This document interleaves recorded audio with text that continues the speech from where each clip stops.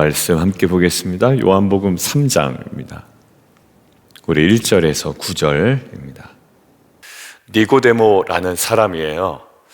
3장에 나오고 기록해 놓으시면 좋을 것 같은데 7장에 나옵니다. 그리고 19장에 나옵니다. 요한복음에 3번 등장해요. 의미 있게 등장하는 게 3번입니다. 오늘 우리는 잘 모르는 상태에서 바리새인 중에 니고데모라는 사람이 있고 또 유대인의 지도자다라고 이야기를 합니다. 그리고 7장에 가보면 이제 예수님의 편에 조금 더 가까이 서는 니고데모의 모습을 알 수가 있어요. 오늘은 밤에 오죠.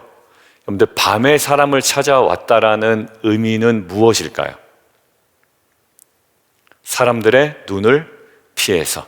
제가 그런 식으로 그 가정예배 인도자 가이드에 좀 기록을 해놨습니다. 그거 외에 다른 의견이 있습니다만 그게 제일 그래도 괜찮아 보이고 이렇게 보여요. 사람들의 눈을 피해서 와요. 그러나 7장에 가면 예수님의 편에 서게 되고요. 그 다음에 19장에 가면 갈보리에서의 자신의 입장을 아주 선명하게 드러냅니다. 이러한 니고데모의 초기 모습이다라고 생각하고 저희가 바라보시면 조금 더 입체적으로, 왜? 이후의 모습을 우리는 어느 정도 알고 있으니 지금의 모습을 가지고 우리가 조금 묵상할 내용들이 있을 것 같아요. 자, 지금 오늘 요한은 니고데모가 찾아온 시간을 정확하게 이야기합니다. 언제요? 밤이에요? 낮이에요? 밤이에요. 그러니까 그가 무엇인가 사람들의 눈을 피해, 그리고 예수님을 적대시하는 사람들의 시선을 피해 굉장히 신중하게 찾아왔다라는 것을 알 수가 있습니다. 그리고 밤에 왔다라고 하는 것은요, 요한이 지금 1장에서부터 계속 대비해서 설명하고 있는 어둠과 연관이 있어요. 그러니까 니고데모의 지금 상태가 어떠한 상태임을 요한은 조금 나타내려고 하고 있냐면, 아직까지는 영적인 무지와 어둠 상태에 있음을 드러내는 거예요. 근데 이 사람은 누구래요? 바리새인이래요. 누구래요? 유대인이래요. 그러니까 뭔가 매치가 안 되는 거예요. 자, 거기서부터 출발합니다. 자, 오늘은 어떤 면에서 우리가 묵상을 하려고 하면 일단 거듭남에 관한 교리적인 이야기는 해요. 중생이라고 하는, 거듭남이라고 하는 교리적인 내용이라고 하지만 이 거듭남을 조금 넓게 보면 어떤 범주 안에서 우리가 바라볼 수 있냐면 변화라는 범주 안에서 볼 수 있어요. 그죠?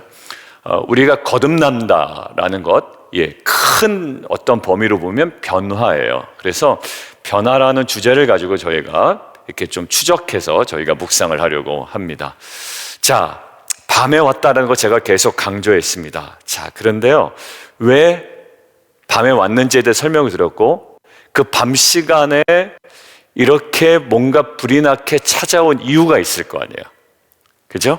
자, 2절에 그게 나와 있습니다. 2절에 제가 읽습니다. 그가 밤에 예수께 와서 이르되 랍비여, 우리가 당신은 하나님께로부터 오신 선생인 줄 아나이다.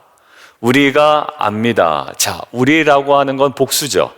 그러니까 아마 그 계통의 니고데모와 같은 생각과 이런 충격을 받은 무리들이 있었던 것 같아요. 얼마나 많으냐 적으냐는 아니지만 복수임에는 분명해요. 우리가 압니다. 뭐로부터? 하나님께로부터 오신 선생인 줄을 압니다. 그러니까 예수에 관해서 어떤 의미 부여는 하고 있는 거예요. 하나님께로부터 오신 분이래요.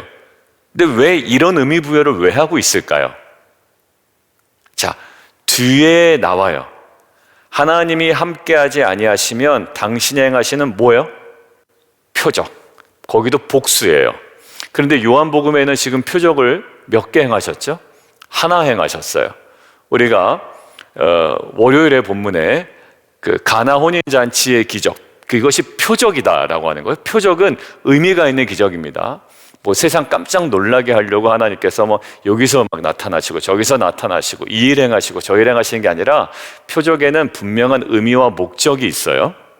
자, 그런데 이 표적을 아무도 할 수 없는데 당신은 이 표적들을 행하십니다. 아마 요한복음에 기록되지 않은 표적들이 있는 것 같아요.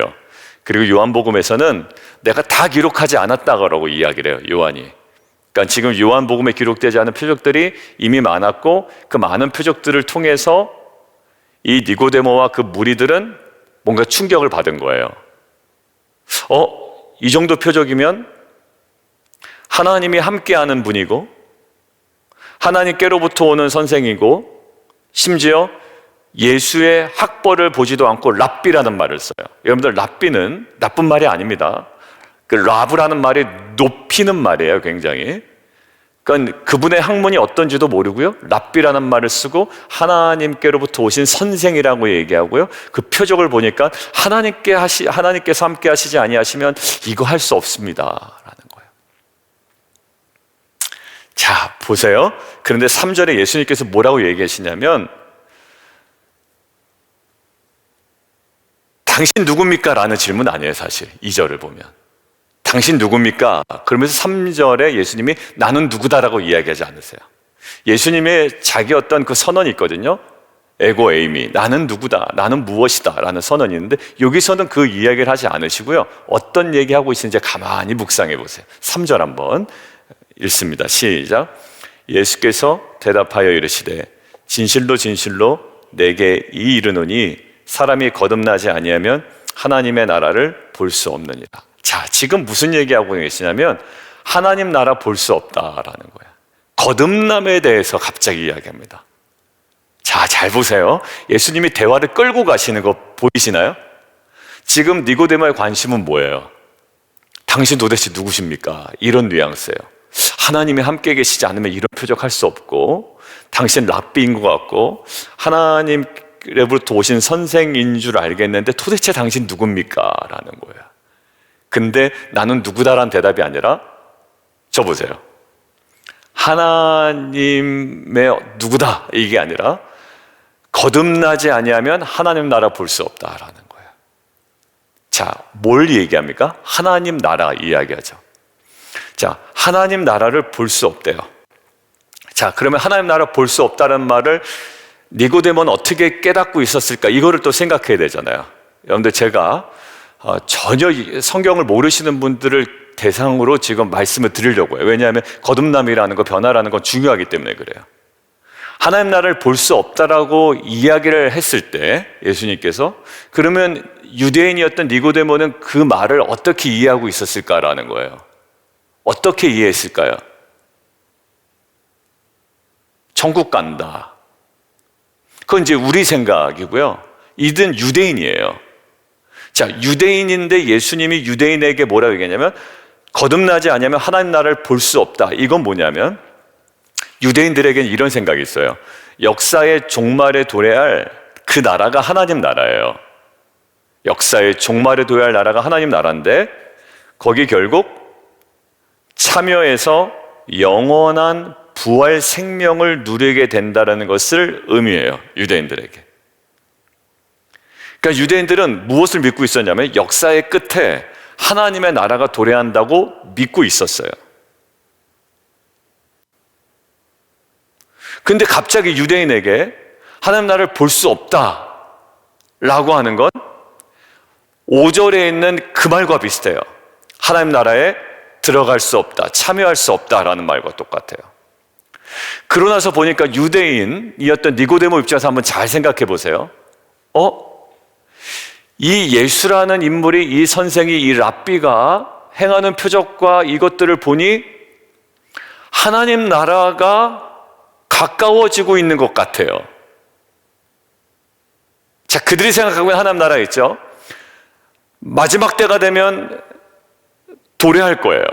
그리고 역사의 끝에 하나님 나라가 오면 우리들은 영원한 부활 생명으로 참여하게 될 거예요. 누리게 될 거예요. 근데 가만히 보니 그 하나님 나라가 지금 이미 시작된 것 같아요. 그리고요, 침례 요한이나 예수님께서 뭐라고 얘기하십니까? 하나님의 나라가 뭐 했다? 이미 임했다라고 이야기하죠. 그러니까 그들에게는 그게 충격이에요. 니고데모에게는. 하나님 나라가 임했어. 자, 그러면 니고데모 입장에서 생각을 해보세요. 하나님 나라를 볼 수 없다, 하나님 나라 들어갈 수 없다, 그러면 어떤 생각이냐면 이미 임한 것 같아. 그분의 말씀을 듣고 그분이 행하는 표적을 보니 이미 하나님 나라가 임한 것 같아요. 그런데 정말 자신 있게 제일 먼저 유대인이자 바리새인인 자신은 그 하나님 나라를 알아볼 줄 알았어요. 그리고 의인으로 인정받고 들어갈 것으로 예상했어요. 그리고 그렇지 않은 악인들, 그렇지 않은 로마는 심판받을 걸로 알았어요. 근데 오히려 그 예수라는 분은 세리와 창기와 나병 환자와 어린아이들과 어울리고 계세요. 그리고 자신에게는 아무런 변화가 일어나지 않고 있단 말이에요.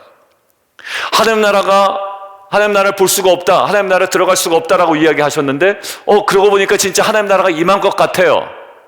근데 자신에게는 아무런 변화가 일어나지 않고 있어요. 악인들은 그대로이고 제일 먼저 하나님 나라를 알아볼 수 있을 거라고 생각을 했는데 자기는 지금 도무지 보이질 않고 느낌은 오는데 정작 자신에게는 변화가 없고 오히려 예수님은 세리와 창기와 어린아이들과 함께 보내고 계시단 말이에요. 자, 잘 보세요. 저는 이 본문을 어제 묵상하다가 어느 지점에 탁 걸렸냐면 니고데모의 밤중에 찾아온 가장 큰 동기가 누구냐라는 질문이었지만 결국 이 니고데모에게 가장 궁극적인 지금 움직이고 있는 질문이 뭐냐면 나는 변화되지 않았는데? 라는 질문이었어요. 변화 없는 자신의 모습이에요. 하나님 나라가 임했다고 하는데 나에게는 변화가 없어. 하나님 나라를 제일 먼저 알아볼 수 있을 줄 알았단 말이에요. 그리고 그만한 유대인이고 그만한 바리새인이었단 말이죠. 그리고 그것을 심지어 대망하던 유대인들이었다고요. 근데 하나님 나라가 뭔가 임한 것 같아. 그런데 그에 걸맞는 자신의 변화라든지 자신의 인식이라든지 하나도 변화가 일어나지 않는 거예요.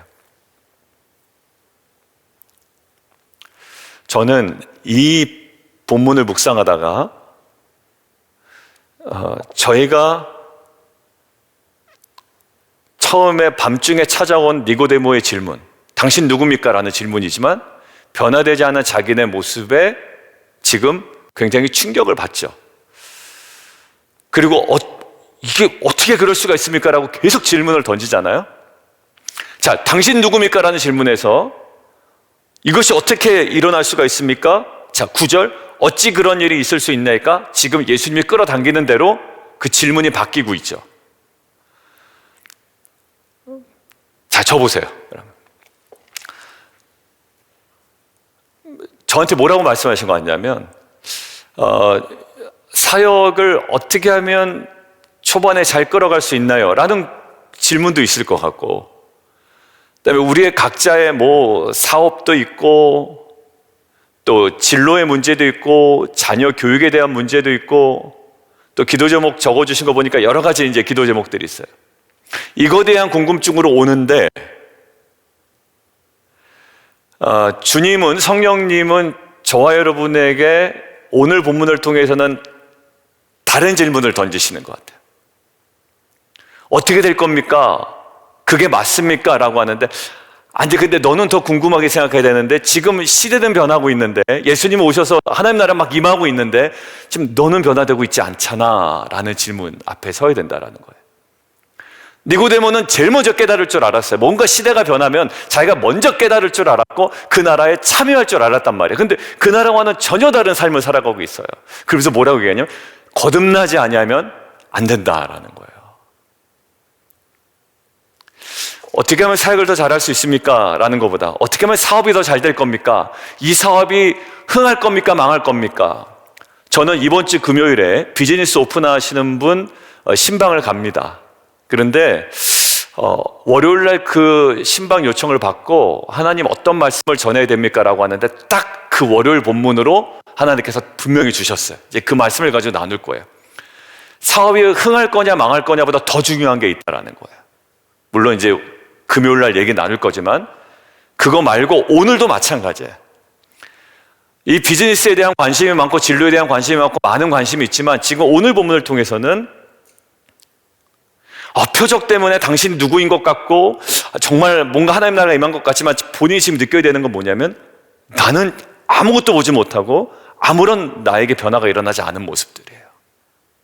그러니까 오늘 첫 번째 질문은요, 변화가 일어나지 않은 모습으로 나의 질문과 묵상의 내용이 바뀌어야 된다라는 거예요.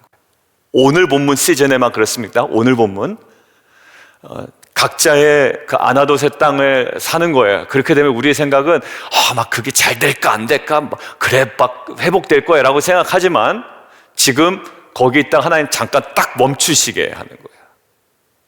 네가 지금 하나님 나라에 걸맞게 변화되고 있느냐? 아니, 볼 수 없잖아.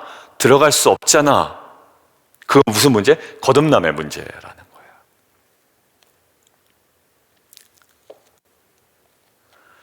두 번째예요. 근데 이 거듭남의 근원은 뭘까요, 그러면?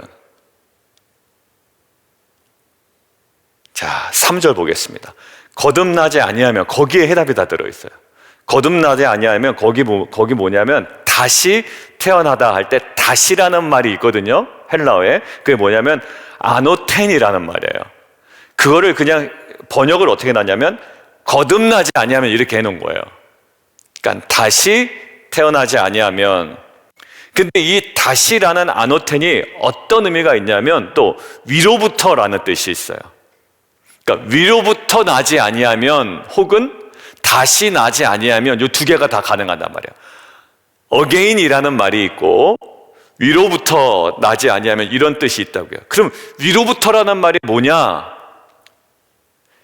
이거예요. 부분적 개선은 아니라는 거다. 부분적 개선은 본성 자체가 새로워져야 된다라는 거예요. 다른 세계로부터 오는 새 생명이 있고 능력이 있다라는 겁니다. 어디요? 단순히 다시 태어난다는 것이 아니라 위로부터 태어난다라는 거죠. 자, 그 위로부터 태어난다는 말을 5절에서 이렇게 써놨어요. 예수께서 대답하시되 진실로 진실로 내게 이르노니 사람이 무엇과 무엇, 물과 성령으로 나지 아니하면 하나님 나라에 들어갈 수 없느니라. 자, 물과 성령으로 나지 아니하면 이게 뭘까요? 위로부터 나지 아니하면, 위로부터 난다라는 말의 주석입니다. 그 똑같죠. 병행하죠. 3절 거듭나지 아니하면 하나님 나라를 볼 수 없다. 물과 성령으로 나지 아니하면 하나님 나라에 들어갈 수 없다. 똑같은 병행. 그러니까 위로부터 난다라는 말과 다시 거듭난다라는 말과 똑같은 말은 물과 성령으로 난다라는 말이에요. 자, 결국 뭐냐면 변화의 근원이 뭐냐라는 거죠. 거듭남의 근원 뭐예요? 물과 성령으로, 하늘로부터, 위로부터. 그러니까 결국 저와 여러분의 변화도 마찬가지라는 묵상이 되었습니다. 첫 번째 질문이 뭐였어요? 변화가 일어나지 않는 저와 여러분의 모습에 대한 고민이 필요하다라는 거예요. 사업이 잘 되냐 못 되냐, 진로가 어떻느냐의 문제보다 더 중요한 문제는 변화되지 않는 저와 여러분의 모습에 대하여 더 궁극적인 질문을 가지고 묵상하기를 원하시는 거고, 그러면 하나님께서 뭐라고 말씀하시냐면 그럼 변화의 근원이 뭐라고 생각하느냐라는 거예요. 시간표를 잘 짜는 것이냐, 더 많은 지식을 습득하는 것이냐, 아니요, 위로부터의 거듭남이라고요. 위로부터의 새로움이에요. 물과 성령으로의 새로움이에요. 그러니까 지금 우리에게 거듭남을 요구하는 메시지가 아니라요, 하나님 나라에 들어가려면 우리 안에 무엇이 경험되어야 되는지, 우리가 변화를 경험하려면 우리 안에 어떤 일이 일어나야 되는지 그 변화의 근원을 이야기하고 있는 거예요. 왜? 물과 성령으로. 이것은 예식이 아니라 우리의 생활 습관이 아니라요, 새로운 탄생이고 출생입니다. 하늘로부터의.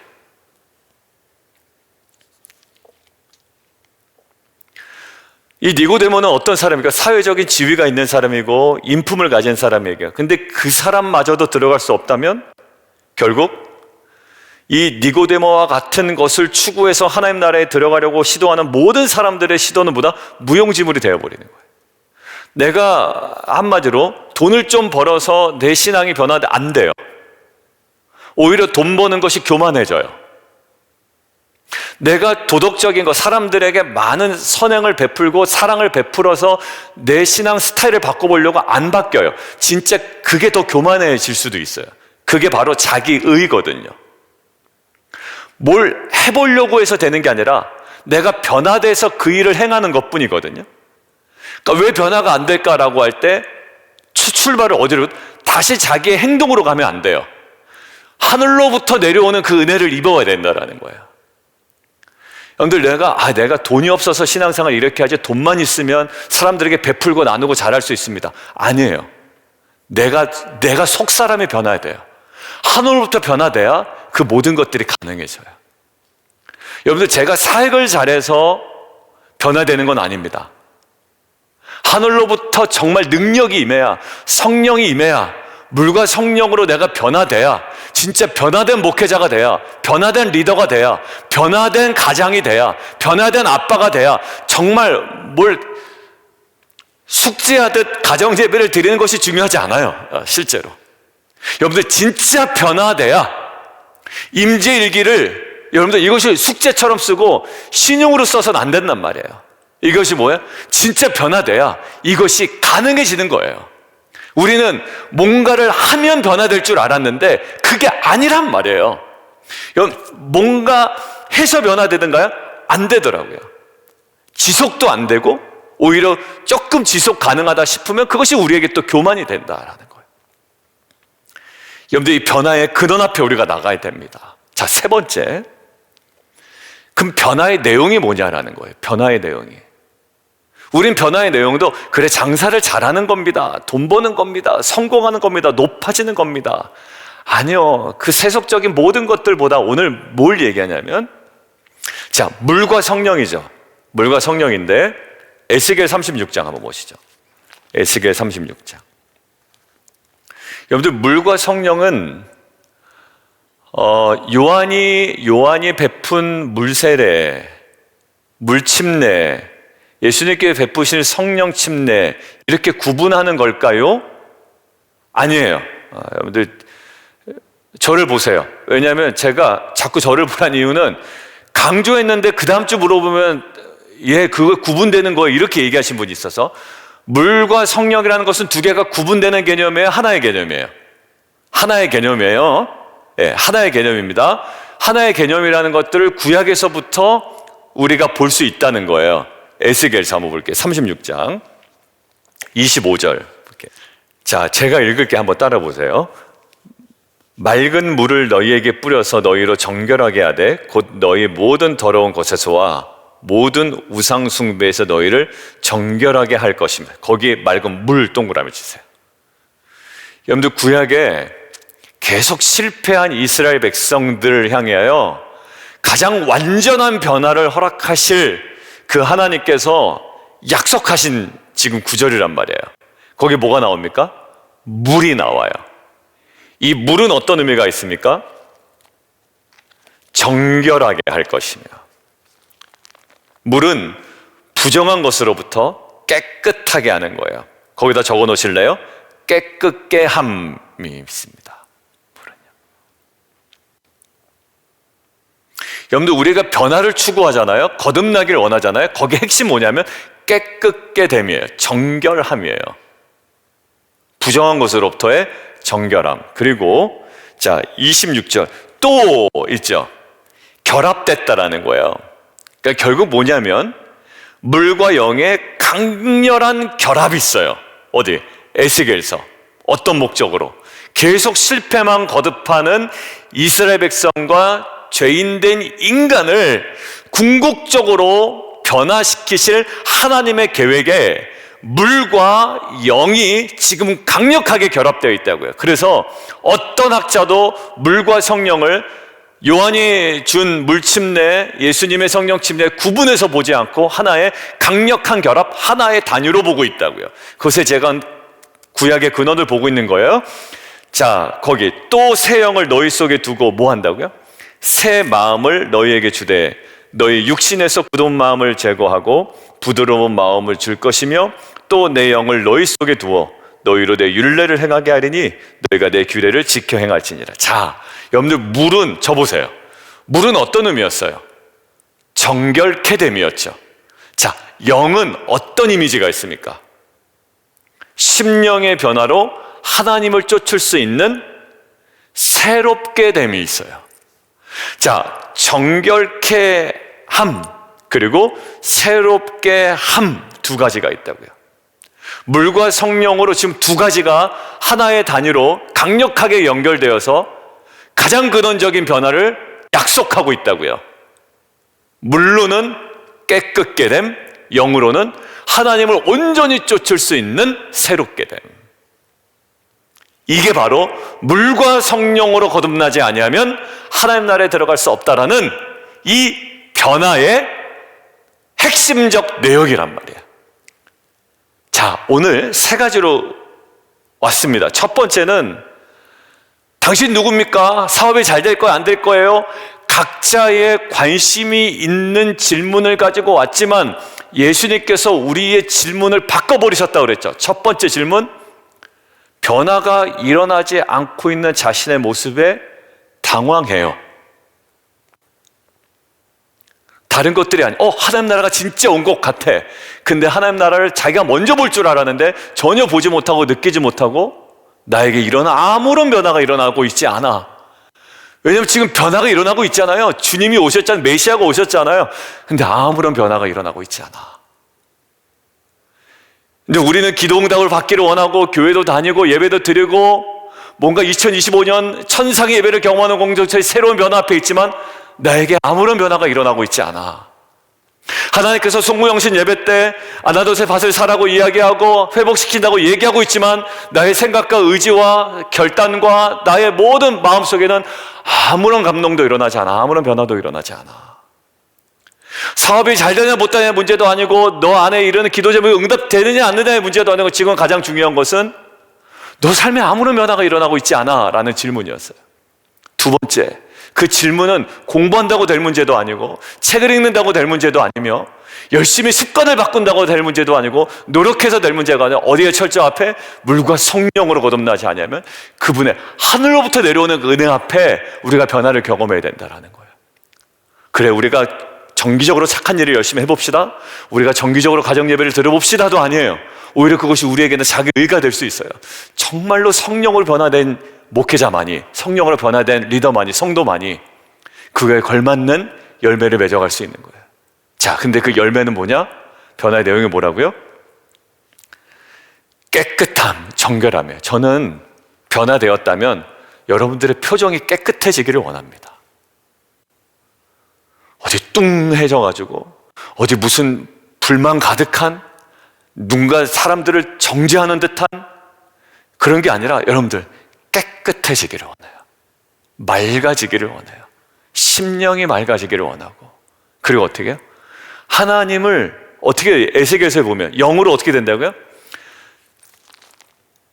굳은 마음을 제거해 부드러운 마음을 주어 어떻게 돼? 율례를 행하게 하리니. 하나님을 쫓아가고 싶은 마음이 들었다는 게 뭔가 변화의 핵심이에요. 여러분들, 변화의 핵심은 제가 월요일 날 말씀을 나누지 못해서 좀 안타깝긴 한데 제가 뭐 기회가 되면 나눌 수 있겠죠. 이제 요한복음 하다 보면. 마리아에게 보여지는 좋은 모습이 뭡니까? 내가 무슨 상관이 있습니까? 지금 때가 이르지 않았습니까? 타박하는 것처럼 들리지만 마리아는 끝까지 어때요? 그래도 순종하겠다. 말씀하신 그대로 너희들 행해야 된다라는 거예요. 여러분들, 신앙은 어떤 변화가 일어납니까? 순종의 태도의 변화예요. 여러분들, 많이 깨닫고 은혜 받았다고 하지만 결국 나의 변화의 핵심 뭡니까? 말씀에 대한 오늘 율례를 행하고자 하는, 순종하고자 하는, 주신 말씀을 따르고자 하는 예수님의 제자 뭐라고요? 예수님 뒤 따라오라는 거 아니에요. 그 모습이 우리의 변화의 내용이라는 거예요. 내가 다른 사람보다 이제도 큐티를 잘합니다? 아니요. 소용없을 수도 있어요. 진짜예요. 소용없을 수도 있어요. 큐티 잘한다는 게 뭔데요? 결국 순종했다라는 거예요. 말씀대로 살았다라는 거예요. 대단한 거를 깨달았다는 게 아니에요. 나에게 주셨던 그 말씀대로 내가 순종했다라는 거예요. 이게 바로 뭐예요? 물과 성령으로 에스겔서에 약속된 깨끗하게 됨과 하나님의 말씀을 따르고자 하는 이 새롭게 되는 것이 이 변화의 핵심이라는 겁니다.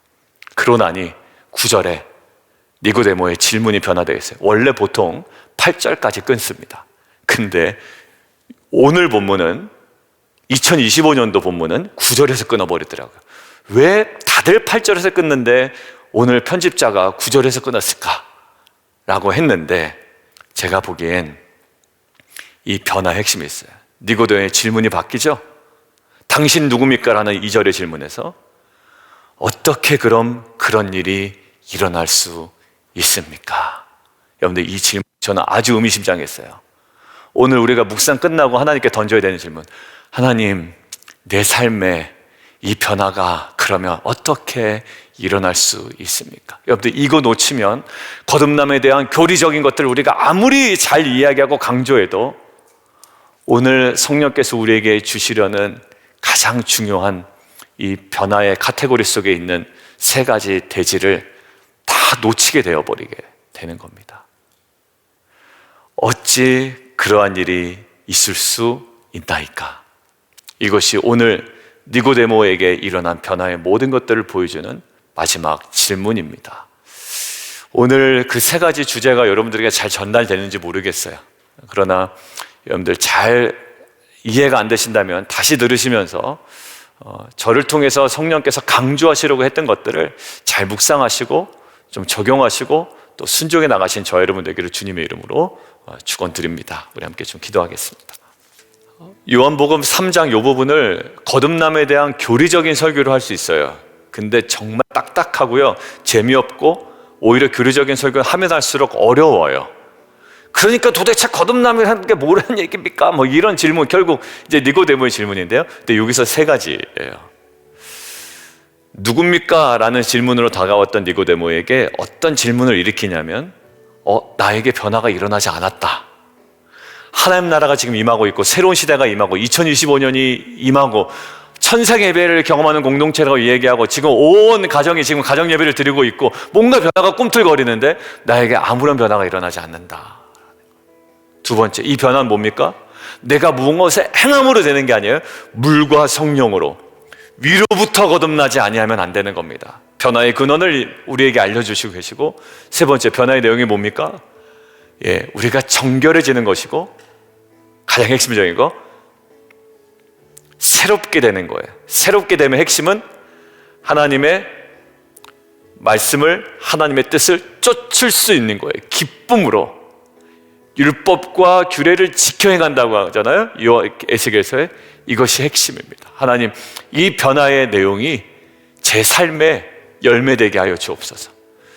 다시요, 하나님, 이 변화의 내용이 에스겔서 물과 영으로 일어난 변화의 이 내용이, 약속된 내용이 제 삶에 열매되게 하여 주옵소서.